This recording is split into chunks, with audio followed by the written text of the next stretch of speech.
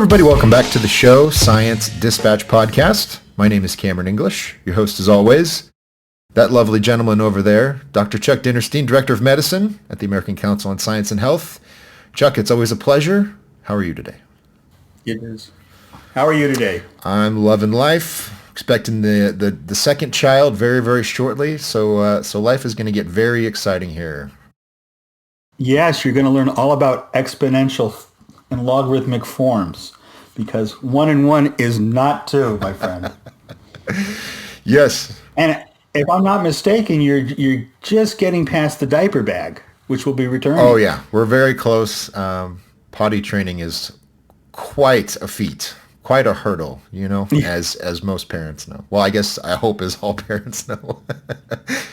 Well, it's true, but on the other hand, there are few adults wearing diapers. There's some, but not usually in their 20s. Fair enough. So yeah, I'm great. That's what's on the horizon. But today we're talking about some science. We've got a really cool story. Chuck, you have this knack for just pinpointing topics that people are very interested in, but you wouldn't think that based on what's going on in the world.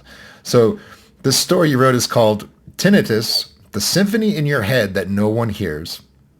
And this is fascinating to me because apparently there's some emerging treatments for this. It's almost like a phantom ringing in your ears because no one else can hear it. So you just walk around like a crazy person. Yes. Anyway, so let me read this introduction, and then you take it away and tell us what's going on here. So tinnitus, the rock star of auditory annoyances, is a buzzing, ringing, or tone that only you can hear. It's a party trick your brain plays on you. But science now offers a new age solution, jamming to tones while tickling your tongue. And guess what? It's an FDA-approved medical device. Okay, lots going on here, Dr. Dinnerstein. So tell us about the condition first, or the symptom, whatever it is. Okay, so tinnitus is this sound, as you said, it's the sound that only you can hear in your ears. It can be a ringing or a buzzing, but it's some kind of think of it as a white noise sound. And it doesn't come from the sensory portions of your hearing system. It comes from the brain itself. And that was first, in a way, the most interesting thing to hear. The easy way to think of it is it's our noise cancellation system gone awry. Evidently, within our brain, where we're taking all that sensory information and turning it into what we think of as sound and hearing things, the brain establishes a baseline for what it considers silence, and it uses that to do noise cancellation. But for some people, there is a disruption of that noise cancellation system, and the brain busily tries to reset the background.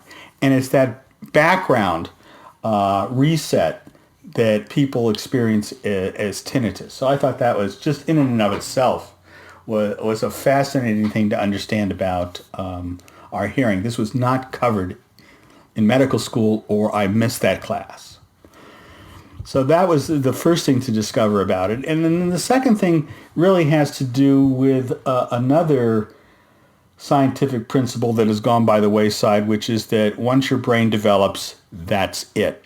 Now, given the reactions and behavior of my parents or your parents or ourselves as our children look at us, we would all believe that, yes, that's true, that once we learn something, nothing changes.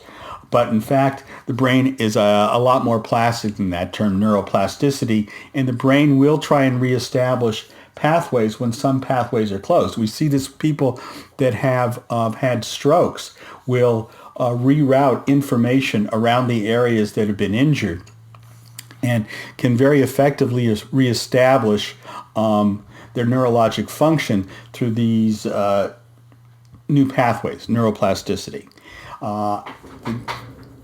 The device that's been approved makes use of the fact that the brain is trying to reset the noise cancellation and the brain's neuroplasticity. And the way that it does that is they perform some audiometric tests upon you, determine what the frequencies are that manifest as your particular tinnitus, because it will differ from person to person, although there's always generalities about it. And then they come up with a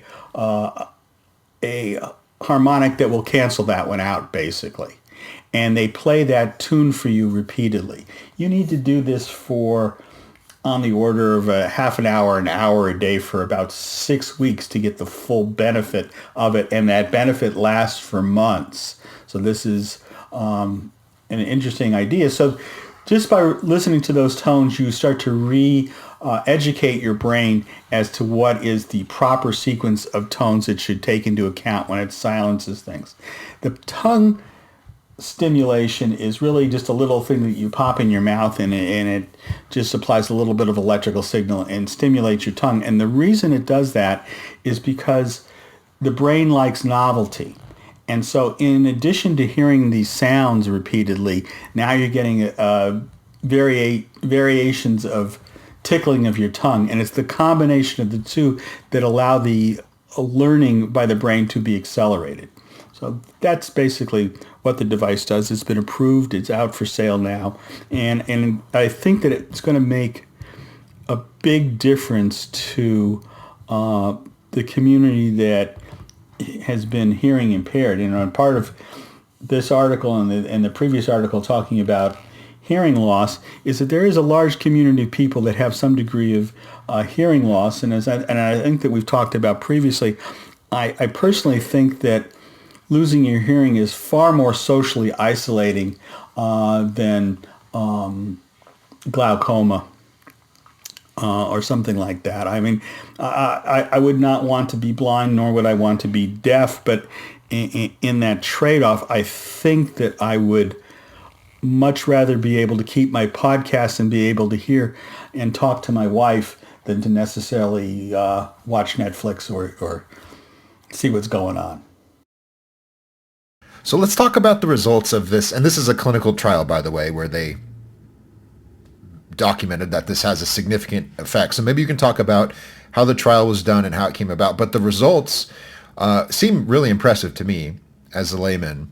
Yes, I would agree with you too. I mean, they did two tests. They talked about a tinnitus handicap score and a tinnitus functional index. And basically, they're just scoring mechanisms for determining how clinically disabled tinnitus makes an individual. And what they found was a drop of about 10 or 12 points, which is, again, not really important. What they found is that using this device shifted the category of disability from moderate to mild.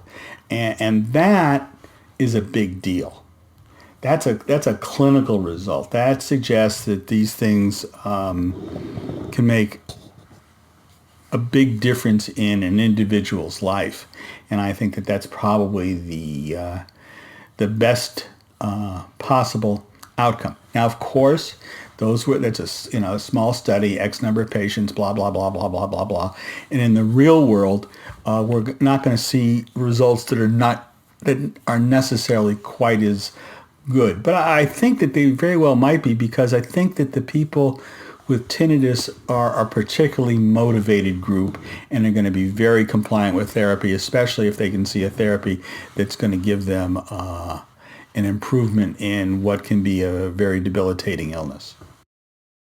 Now, it doesn't sound like it from your article, but are there any side effects? Are there any repercussions? Can this go wrong? Is it no? No, Okay. there's nothing that they found that was particularly problematic with it. And it's a short clinical course, an hour a day, 5 days a week, something you can do at home. You don't got to go into a place. You just sit there and listen to the tones. And that's the whole deal. And that it has a persistent effect at 12 months is fantastic. It really shows you a moment when technology actually can make a difference in our lives. Now, it sounds like it's not a cure. It's more like just an ongoing treatment, like the way you would take a medicine or a multivitamin to That to me was a little okay. unclear. It was whether you needed to re-up that treatment after a year. And I don't think that they have enough data to speak to it. But even if that was the case, I don't think that many people would mind, a quick brush up for a week or two, if it's going to maintain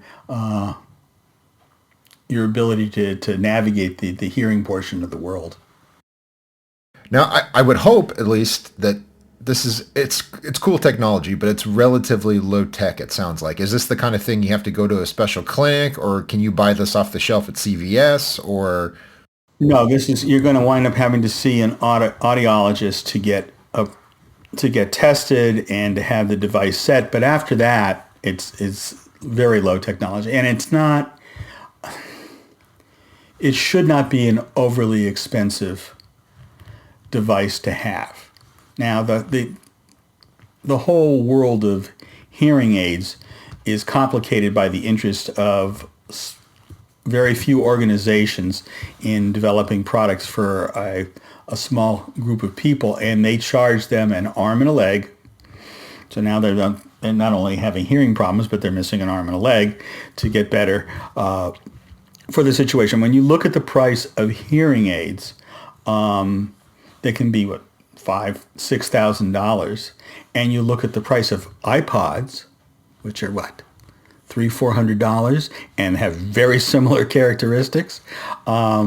You have to wonder. In fact, I think you're going to see in the next year or two, Apple is going to be moving into the area of turning those little devices into a low-cost hearing aid, because that, in connection with your iPhone, can do an awful lot in terms of making life easier for the hearing impaired. I have a friend that has a hearing problem, and when we talk on the phone, it's going directly and it's actually going directly into his hearing aids.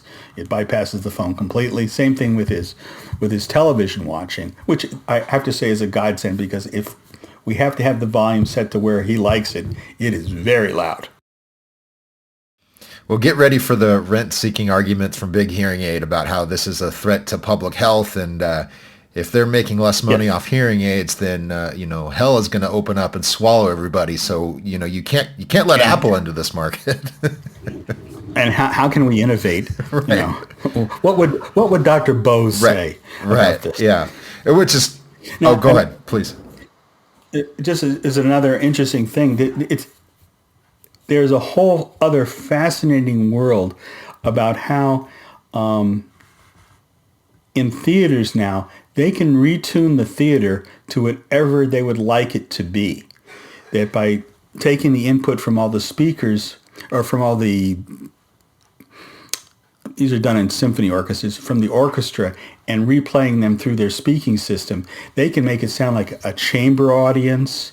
They can make it sound like a huge symphony or an outdoor space, simply by changing the way the sound is sent through the speaking systems. It's amazing. Of course, that's said by an old guy that's used to 45 records and still has his, Well, but it is very exciting. And, maybe I've been in the business too long, but the cynical side of me says somebody with a lot of money and power is going to find a way to screw this up somehow. Hopefully I'm wrong. It sounds like, the foundation is in place for this to really impact people's lives, which of course is what medicine's all about. This is an encouraging development. So thanks for the lowdown. Again, everyone, go read Chuck's article, because as these short conversations can only let us touch the highlights. So if you want to get some more of the nuance, so you can read Chuck's story and then the paper. Again, it's called Tinnitus, the Symphony in Your Head That No One Hears. And it's on our homepage at the American Council on Science and Health. It's acsh.org. You can also follow us on X. It's at acsh.org. And if you want to get a hold of Chuck, just shoot us an email. That's on the website too. And he'll answer your questions. Just be polite, because Chuck's a gentle guy, very smart and thoughtful, but don't be a jerk, and he'll interact with you. And I'm on Twitter, X as well. It's at CamJEnglish. Tweet at me, suggestions for the show. We'd love to hear from everyone. And with that, we will see you next time.